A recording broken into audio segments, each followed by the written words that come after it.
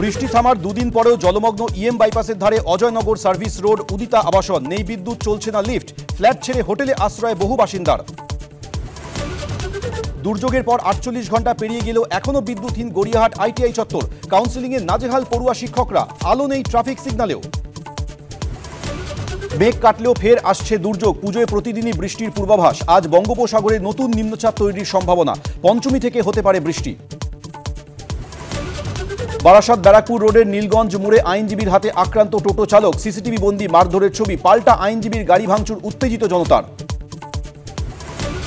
লেতে ছাত্র পুলিশ সংঘর্ষের জন্য সোনাম ওয়াংচুক দায়ী। আত্মরক্ষার্থে গুলি পুলিশের। কেন্দ্রীয় স্বরাষ্ট্রমন্ত্রকের বিবৃতি। পিছনে কংগ্রেস, অভিযোগ বিজেপির। আজ কার্গিল বন্ধ।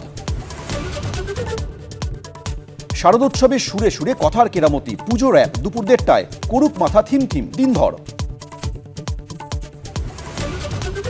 প্রতিমা থেকে মণ্ডপে নজর কাড়ল কারা? কোন ভাবনায় সেরার শিরোপা পেল কারা? দেখুন শারদ আনন্দ সম্মান আজ দিনভর।